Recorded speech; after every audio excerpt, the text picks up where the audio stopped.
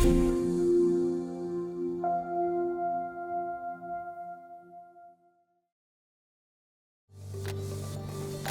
soir à l'émission, le Festival du film de montagne de Banff est de retour chez nous. Aujourd'hui, les films recherchent un équilibre entre la performance, mais aussi le récit humain. Et tout se passe à merveille sur les pentes de ski des Laurentides. La neige naturelle, c'est le meilleur marketing. C'est une belle façon d'exciter les gens.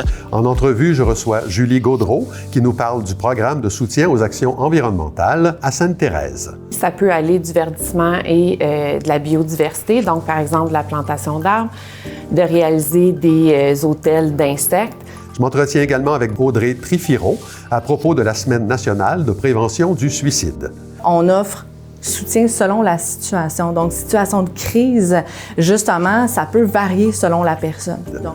Enfin, Caroline Dionne nous informe que l'espérance de vie en bonne santé est à la baisse au Canada. On a beaucoup de problèmes de santé physique chronique et de santé mentale qui sont en hausse chez nos jeunes. Bienvenue à Accès local.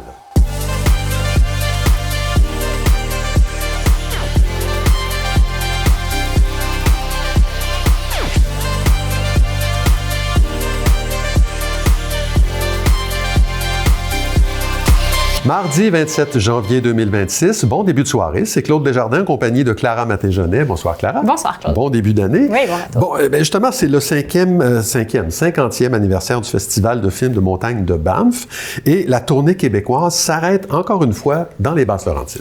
Oui Claude, donc à chaque année, la ville de Banff en Alberta accueille un festival de films d'aventure. Cette année, ce sont plus de 570 films réalisés par des professionnels et des amateurs qui ont été envoyés et 87 d'entre eux ont été choisis pour faire partie de la sélection officielle. Ensuite, le festival part en tournée à travers le monde. La tournée était de passage à Saint-Jérôme plus tôt ce mois-ci et ce soir à Saint-Eustache. Donc, c'était les 2 seules dates de représentation dans la région. Mais pour les intéressés, 2 dates sont prévues à Montréal en anglais à la fin du mois. Sinon, le plus proche, ce serait le 25 février à Joliette. J'ai parlé à Stéphane Corbeil, responsable de la bouture québécoise, juste avant le début de la tournée. Il avait hâte de retourner sur la route où il sera en visite dans 23 villes québécoises. Il y a de plus en plus de gens qui reviennent d'année en année pour voir le festival. Donc, c'est toujours un plaisir de revoir des mêmes visages, puis évidemment des nouveaux visages, puis de partager la sélection qu'on fait. Alors oui, l'excitation est très grande. Alors, justement, à quoi ressemble la sélection québécoise cette année? Alors, ce que M. Corbeil recherche, c'est surtout la diversité dans sa sélection, que ce soit au niveau des thèmes ou que des lieux de tournage. On a donc notamment un film de VTT qui se déroule au Népal, un film de ski qui nous transporte à Whistler en Alaska, mais aussi au Japon et en Norvège, un film d'escalade de glaciers en Islande. Et justement, en 2025, c'était l'année internationale de la préservation des glaciers. Pour l'occasion, le Festival de films présente aussi le projet photographique Meltdown, qui a comme mission de mettre en valeur le champ de glace Columbia dans les Rocheuses.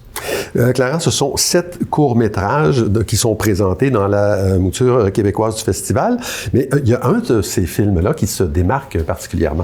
Oui, Claude, c'est le film Horizon Parallèle qui attire l'attention sur la programmation parce que c'est le 2e film de l'équipe Accor qui avait déjà présenté Canada Vertical en 2024 au Festival de Banff. Donc, dans ce film, l'équipe avait traversé le pays de son point le plus au nord jusqu'à son point méridional. Cette année, l'équipe revient avec une traversée des territoires canadiens d'ouest en est de 6900 km qui s'est étiré sur 140 jours. Alors bien sûr, c'est un film qui est très attendu, surtout puisqu'il s'est démarqué au festival en se taillant une place dans la tournée mondiale, une belle reconnaissance pour une équipe québécoise. On peut écouter un extrait de la bande-annonce du film Horizon Parallèle.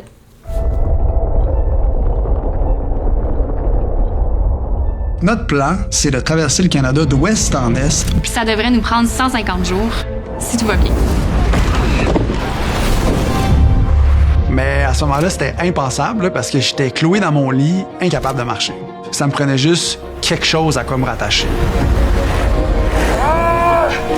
J'ai vraiment l'impression là, que je serai pas de retour chez nous avant un hostie de bout.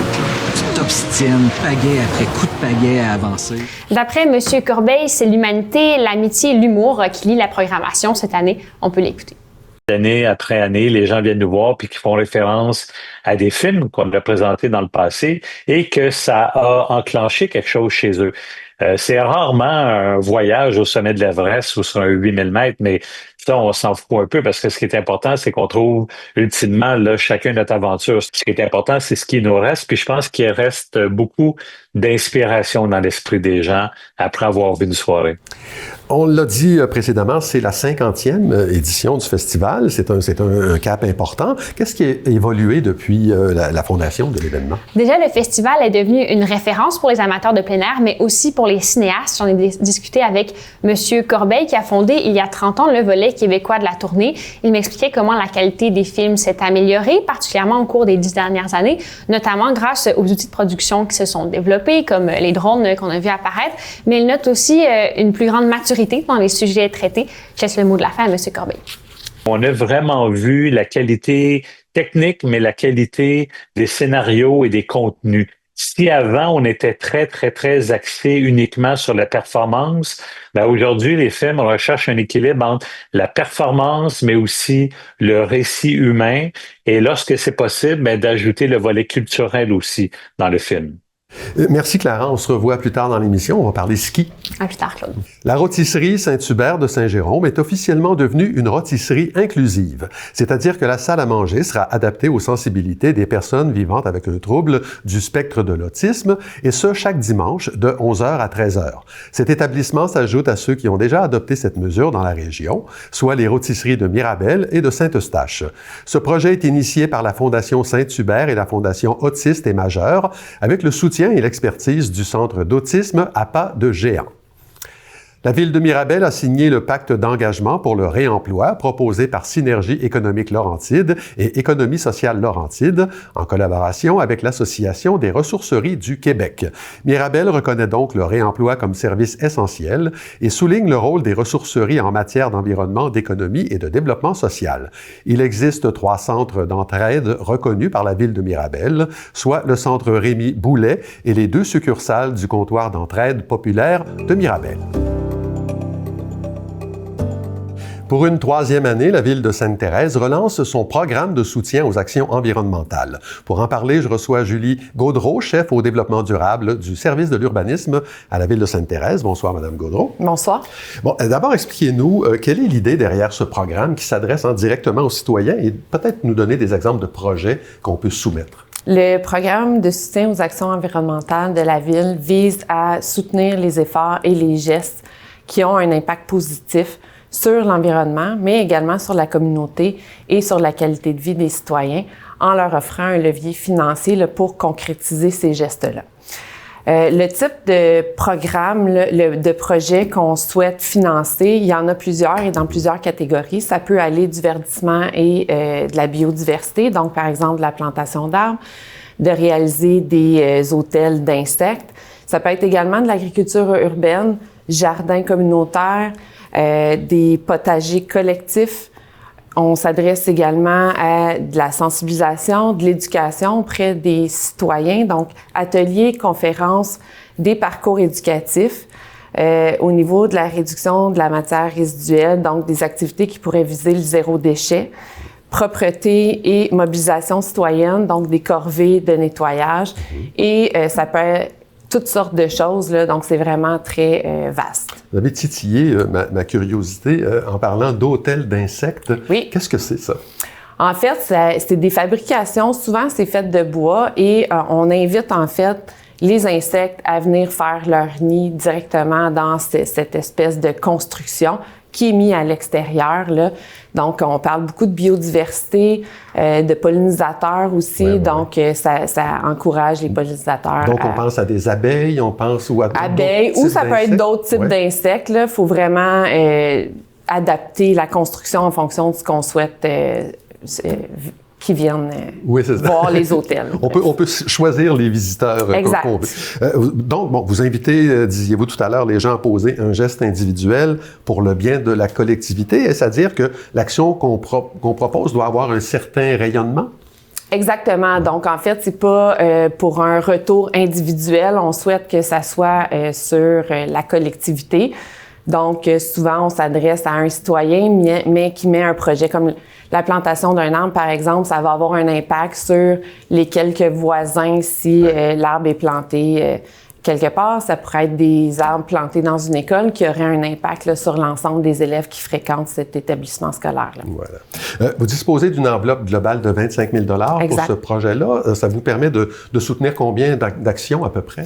En fait, le montant maximal accordé est de 5 000 par projet, donc jusqu'à un maximum de 5 projets. Par contre, si on soutient des projets à une hauteur moindre, on peut subventionner plusieurs projets. Donc, ça dépend des projets qui nous sont soumis. D'accord. Bon, à l'heure des changements climatiques, est-ce que des projets qui iraient dans ce sens-là auraient plus de chances d'être retenus? En fait, il y a un comité qui est formé par le conseil municipal qui analyse selon une grille de critères là, qui répond aux critères que je vous parlais tantôt. Donc, impact sur l'environnement, impact sur la communauté, mais aussi sur la qualité de vie. Donc, les projets sont analysés en fonction de cette grille-là. Puis, c'est un pointage qui est donné au projet. Puis, c'est ce qui nous permet de déterminer quel projet sera retenu. D'accord. Bon, vous lancez ce programme-là pour la 3e fois. Parlez-moi de la réponse des gens. Est-ce qu'ils sont enthousiastes? Est-ce qu'ils sont difficiles à aller chercher? Comment ça marche? Ça a été un petit peu plus difficile les premières années. On a plus ou moins fait de promotion. C'est pour ça qu'on fait des communiqués puis qu'on vient ici en parler. Donc, on souhaite solliciter davantage les citoyens. On reçoit plusieurs projets, des fois qui sont un petit peu plus individuels, mais il y a plusieurs projets là, qui nous sont soumis pour l'instant. Étant donné que la période de réception, elle est jusqu'au 28 février, on n'analyse pas rien jusque-là, mais on souhaite qu'il y en ait davantage là, qui nous soient soumis. OK. Mais ça pourrait être possible aussi de faire des demandes après le 28 février s'il vous reste du budget. Tout à fait. S'il reste des sous après ça, on reçoit les projets sur la base du premier arrivé, premier analysé, en fait. Voilà. Alors, mais j'invite les gens à aller visiter le site web de la Ville. Toutes les informations sont là. Ils ont jusqu'au 28 février ou peut-être un peu plus. Julie Gaudreault, chef au développement durable du service de l'urbanisme de la Ville de Sainte-Thérèse. Merci beaucoup d'avoir été là. Merci à vous.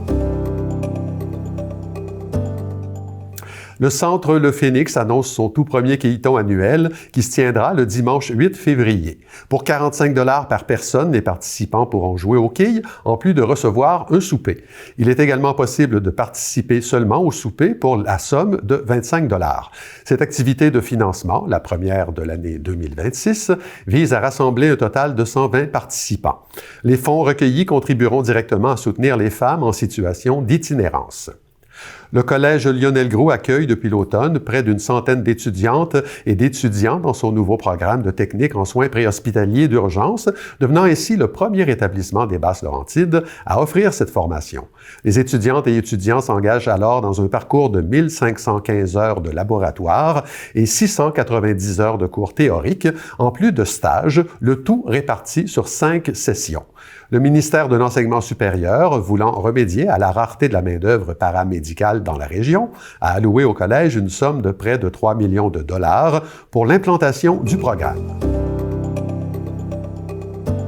C'est le moment de la chronique santé avec Caroline Dionne. Bonsoir, Caroline. Bonsoir. Vous nous apprenez aujourd'hui que le nombre d'années de vie passées en bonne santé par le Canadien moyen a diminué. Ça, c'est selon des données de Statistique Canada qui ont été dévoilées récemment.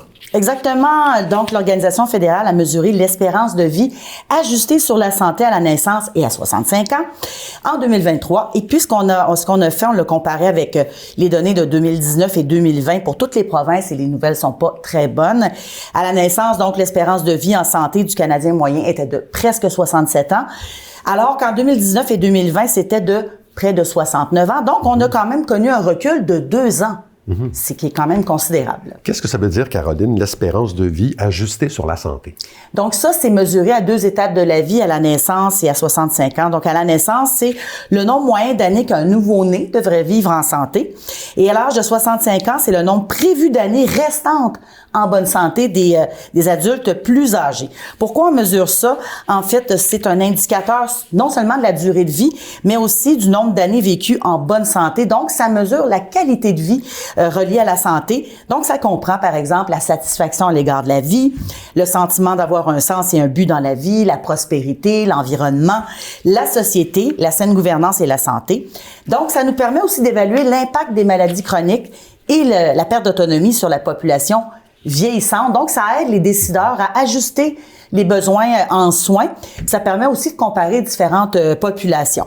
Donc, cette espérance-là pas arrêté de croître depuis le début des années 2000. On a atteint un sommet en 2010-2012, puis là, ça s'est mis à chuter. Et puis, les plus récentes données, c'est le nombre le plus bas qu'on a atteint du 21e siècle quand même, là. Donc, il y a quelque chose qui se passe. Donc, on n'a pas vraiment parlé des causes, qu'est-ce qui peut expliquer ça, mais selon un spécialiste interrogé par le Journal de Québec, il y a plusieurs choses qui pourraient expliquer cette baisse de l'espérance de vie. Donc, c'est surtout des changements dans nos modes de vie. Donc, on a beaucoup de problèmes de santé physique chronique et de santé mentale qui sont en hausse chez nos jeunes, nos adolescents, nos jeunes adultes. On passe beaucoup de temps devant les écrans.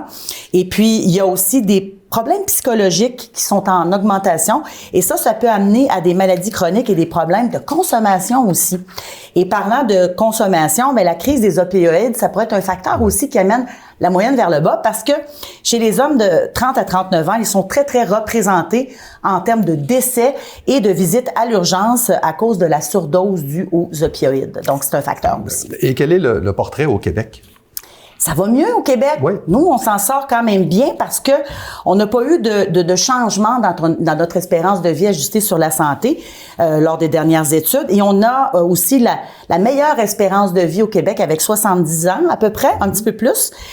Pour ce qui est de l'espérance de vie ajustée sur la santé à 65 ans, on est aussi la plus élevée au Québec. On a un 16 ans d'années restantes en bonne santé et on a même connu une petite hausse. On s'explique ça peut-être par le fait qu'il y a une meilleure prise en charge au Québec là, des maladies chroniques. Alors, c'est pour ça qu'on se débrouille mieux au Québec. D'accord. Et est-ce qu'on observe des différences selon qu'on soit un homme ou une femme? Oui, exactement. Alors, oui, les femmes vivent plus longtemps et vivent aussi plus longtemps en bonne santé, mais en proportion, eh bien, on a une plus faible proportion d'années en bonne santé, les femmes. Donc, à la naissance, une fille peut s'attendre à vivre 80% de sa vie en bonne santé, un garçon, 83%. À l'âge de 65 ans, eh bien, on tombe à 71% chez les femmes et 75% chez les hommes. Donc, les hommes passent une plus grande partie de leur vie en bonne santé. C'est ça que ça veut dire. C'est ça que ça veut dire. Oui, exactement. Est-ce que les conditions socio-économiques ont un impact? Oui, exactement. Donc, aussi bien à la naissance qu'à l'âge de 65 ans, l'espérance de vie ajustée sur la santé va varier en fonction du revenu. Donc, les personnes qui ont des revenus supérieurs vivent généralement plus longtemps en bonne santé que ceux qui ont des revenus inférieurs. On parle même d'une différence de 8 ans. C'est quand même considérable. Ouais. Hein? Donc, les personnes avec les revenus les plus élevés ont une espérance de vie ajustée sur la santé de 70 ans et les personnes avec un revenu bas, 62 ans. Ça, c'est à la naissance. À l'âge de 65 ans, on a quand même un écart, mais de 2 ans. Et qu'est-ce qu'on peut faire pour renverser la tendance? Bien, selon les experts, ça reste quand même assez simple. On parle d'améliorer nos habitudes de vie, mieux manger, bien dormir, faire autre chose que regarder les écrans, et ça, on fait beaucoup, hein, malheureusement. Il faudrait aussi mettre en place des politiques publiques, c'est ce qu'on dit, et faire un travail de fond parce qu'on dit qu'il y a des forces importantes qui nous poussent dans la mauvaise direction. Merci, Caroline. Ça me fait plaisir. C'est sous le thème « Tendre la main, soutenir l'espoir » que se déroulera du 1er au 7 février la semaine de prévention du suicide partout au Québec, y compris chez nous. J'en discute avec Audrey Trifiro, coordonnatrice des services de crise au Centre de prévention suicide FOBA. Madame Trifiro, bonsoir. Bonjour. Alors, qu'est-ce qu'on entend, Madame Trifiro, par un service de crise? En fait, le service de crise, ça peut varier. Chez nous, dans les Laurentides, au Centre de prévention suicide, ça va être justement un service qui est disponible 24 heures sur 24, 7 jours sur 7. Chez nous, il est au téléphone, donc sur notre ligne d'intervention, on peut téléphoner et là, on offre soutien selon la situation. Donc, situation de crise, justement, ça peut varier selon la personne. Donc, on va pas bien, on a des idées suicidaires, c'est quelque chose qui est pas encore clair dans notre tête, sauf que on commence à peut-être y penser. À ce moment-là, on téléphone et on a du soutien, on a de l'écoute. On espère faire prendre un pas de recul à la personne, justement, sur l'idée de s'enlever la vie. Donc, le but, c'est surtout, justement, d'aller travailler là, cette ambivalence-là, finalement, cet espoir-là. Le but de cette semaine nationale, c'est de sensibiliser la population à la prévention du suicide. Quel est notre niveau de compétence à ce niveau-là? Bien, c'est sûr que j'ai envie de dire, ça va varier déjà, hein, bien sûr. Donc, c'est c'est sûr qu'on invite les gens à y aller selon leur aisance, bien sûr. Donc, une des choses là qui serait à faire quand on s'inquiète pour quelqu'un, quand on n'est pas sûr si la personne a des idées suicidaires, première chose, c'est de poser la question. Donc, de poser la question à savoir si la personne a des idées suicidaires. C'est sûr aussi que justement, là, qu'est-ce qu'on fait avec cette réponse-là? Comment est-ce qu'on continue d'accompagner la personne? Bien, ça, c'est un autre des services, par exemple, qu'on offre au Centre de prévention du suicide, dans d'autres organismes également, là, mais on peut accompagner les proches à savoir quoi dire, quoi faire, vers où se tourner, justement, pour la suite des choses. Là, vous nous parlez un peu de la meilleure chose à faire quand on se retrouve devant une personne qui a des idées suicidaires. Quelle serait la pire chose à faire, ce qu'il faut éviter devant une personne en détresse? Bien, j'aurais envie de dire de la juger. Donc, justement, que cette personne-là sente que sa détresse, elle est minimisée. Donc, justement, on veut être certain que la personne se sente entendue, écoutée, accueillie. Donc, on évite justement là, les jugements, puis peut-être de garder notre lunette à nous. On essaie de se mettre à la position de l'autre. Oui, ne pas parler de notre expérience personnelle, ne pas suggérer que ça va mieux aller.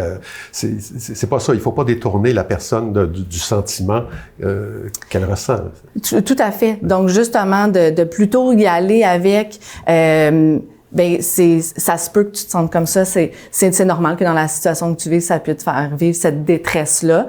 Puis en même temps, justement, de regarder peut-être des forces d'autres moments où cette même personne-là, donc comme vous l'avez dit, pas vous-même, mais plutôt que cette personne-là a réussi à passer à travers, puis plutôt y aller vers ses forces, ses compétences là, directement. À qui revient la responsabilité d'augmenter notre niveau de connaissance à nous des ressources là, en matière de prévention? Je sais que le Faubourg le fait, mais est-ce qu'il y a d'autres chemins?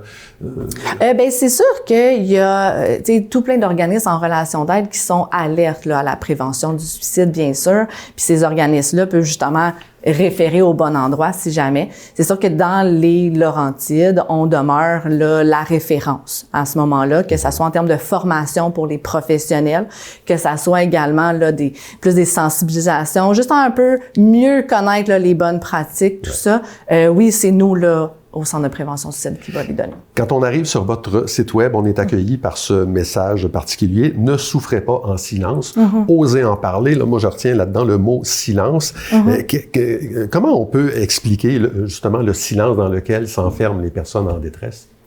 À ce moment-là, c'est sûr qu'on pense que ça peut être, selon les gens bien sûr, là, mais ça peut être difficile justement de nommer tout ce qui se passe. Il y en a qui vont vivre justement de la culpabilité, d'autres de la honte.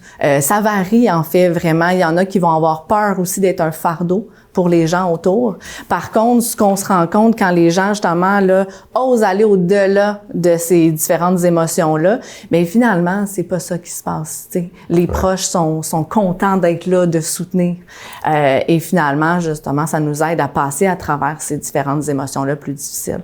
On retient que la clé, c'est d'en parler. Exact. En terminant, j'invite les gens concernés par la réalité du suicide à visiter votre site web. Il y a tout ce qu'il faut pour les personnes en détresse, les gens qui s'inquiètent, pour tous les gens qui vivent aussi malheureusement un deuil et aussi pour nous, les médias, à qui on suggère des façons adéquates d'en parler. Tout à fait. Audrey Trifiro, vous êtes coordonnatrice des services de crise au Centre Prévention Suicide Faubourg. Merci beaucoup d'avoir été là. Bien, merci à vous. On est de retour avec Clara Maté-Jonet. Clara, la saison de ski bat son plein un peu plus haut dans les Laurentides et on va se pencher avec vous sur le succès que connaît ce sport actuellement. Oui, Claude, parce que le ski va bien au Québec. En tout cas, c'est ce que semble démontrer l'étude économique de l'Association des stations de ski du Québec. Alors, on est allé voir comment ça se passe sur le terrain et sur les pistes. Alors, je vous présente ça dans notre reportage de ce soir. Les gens ont commencé à skier tôt. Évidemment, on a fabriqué de la neige en début de saison avec des températures qui étaient très favorables en début de saison. Mais aussi, ce qui a beaucoup aidé, c'est la neige naturelle. Évidemment, la neige naturelle, c'est le meilleur marketing. C'est une belle façon d'exciter les gens. Donc, ici, depuis qu'on a ouvert la saison le 9 novembre, c'est blanc. On n'a jamais revu le gazon. Il y a eu de la neige naturelle. On en a fabriqué beaucoup.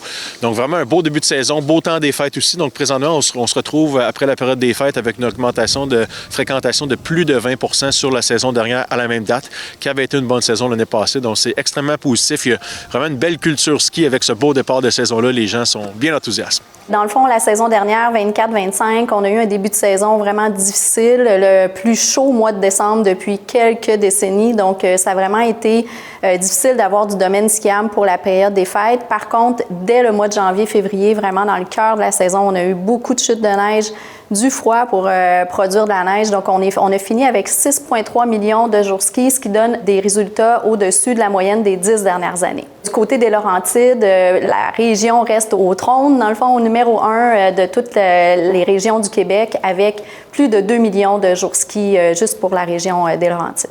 Au niveau des changements climatiques, les gens en parlent souvent. Évidemment, on ne peut pas le nier, hein, ça fait partie de notre réalité. Depuis 20 ans, 30 ans, 40 ans, les hivers québécois ont toujours été faits de neige, de réchauffement, de froid, de pluie. Donc, on s'adapte. On est vraiment très, très résilient. Et aujourd'hui, avec les équipements d'enneigement qu'on a, les équipements de damage, si on a une météo qui est un petit peu plus difficile, dès le lendemain, 2 jours après, ça ne paraît plus. Vraiment, on a des équipes là, qui font complètement des miracles. Évidemment, l'industrie a un défi de renouvellement et de remplacement de ses actifs. Hein. On ne se le cachera pas, ça prend des remontées mécaniques, des systèmes d'enneige qui sont performants, des pavillons, des belles installations pour accueillir la clientèle. Donc, évidemment, c'est un bon enjeu, c'est un bon défi de renouvellement. C'est sûr que pour l'Association des stations de ski, c'est vraiment notre mission de faire découvrir les sports de glisse.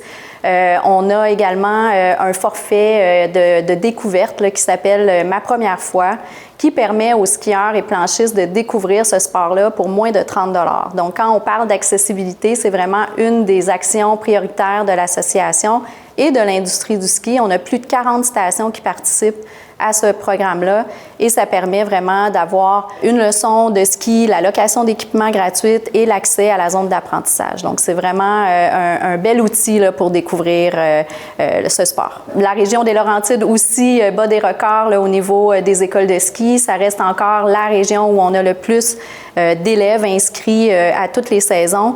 Avec les 12 stations qu'on a présentes dans la région des Laurentides, vraiment, les gens peuvent avoir accès assez facilement à la montagne. Souvent, ça peut être un petit peu intimidant quand on ne connaît pas le sport. Est-ce que j'ai besoin d'équipement? Comment ça va se passer? Est-ce que j'ai besoin de prendre une leçon? On a mis beaucoup d'énergie sur justement rendre cette expérience-là plus facile. Dès l'arrivée à la station, au niveau de nos écoles de glisse, on a complètement revu nos zones d'apprentissage il y a une dizaine d'années pour rendre ça plus ludique, plus facile avec l'apprentissage par le terrain. On met vraiment des énergies au niveau des centres de location. Les équipements sont renouvelés annuellement dans nos stations. Donc, on met vraiment beaucoup d'efforts pour que les gens aient du plaisir et accrochent parce que l'objectif, c'est pas seulement que les gens viennent faire du ski, mais c'est de les convertir au sport pour qu'ils reviennent. Janvier-février, c'est vraiment 40 % de l'achalandage global de toute la saison. Donc, vraiment, les skieurs sont au rendez-vous. Les conditions de neige sont là également. Donc, il y a en masse de terrain pour s'amuser. Comme je fais les backflips, les 360, j'aime le POW. C'est juste du fun, on fait avec mon ami. Oui. Pour amuser. Et tout récemment, Clara, il y a une fierté, un athlète qui fait la fierté des Basses-Laurentides en ski de boss et qui a fracassé un nouveau record. Oui, Claude Michael Kingsbury, qui a remporté plus tôt ce mois-ci sa 100e victoire en Coupe du monde en carrière. Saint-Sauveur, où je me suis rendue pour le reportage. C'est un peu la montagne de Kingsbury, qui est résident de Saint-Joseph-du-Lac. Monsieur Pagé nous partage sa fierté de voir l'athlète de 33 ans triompher. C'est du jamais vu dans l'histoire du ski acrobatique mondialement et ce petit garçon-là a grandi ici au sommet Saint-Sauveur. On est extrêmement fiers, on a toujours supporté puis pour nous c'est un accomplissement incroyable de voir que Michael a accompli 100 victoires sur la Coupe du monde. On lui souhaite vraiment un bon succès pour les Jeux olympiques. Voilà, Claude, il est aussi intéressant de noter que l'équipe canadienne de ski acrobatique pour les Jeux olympiques de Milan-Cortina, qui débuteront le 6 février prochain, est majoritairement composée de Québécois et de Québécoises cette année. On peut voir que cet engouement se traduit donc même dans le sport de haut niveau. À part Kingsbury, un autre bas-laurentien s'est qualifié dans la discipline des sauts, c'est Émile Nadeau, originaire de Prévost. D'accord. Et la SSQ lance sa campagne de sensibilisation « Bon skieur, bon joueur » pour rappeler les comportements responsables sur les pentes. Tout à fait. Vous pouvez consulter le site Manège sous l'onglet Sécurité pour certains rappels de bonne conduite en montagne, notamment que l'alcool et la drogue sont interdits sur les pistes et que le port du casque est fortement conseillé, voire même obligatoire dans les parcs à neige. Voilà. Merci Clara. On se revoit demain. À demain, Claude. Ben voilà, c'est tout pour aujourd'hui. Merci beaucoup d'avoir été là. L'émission Première ligne avec Héloïse Lagacé suit à l'instant. C'est une nouvelle émission à TVBL. Alors, au nom de toute l'équipe, je vous souhaite une excellente soirée à notre antenne.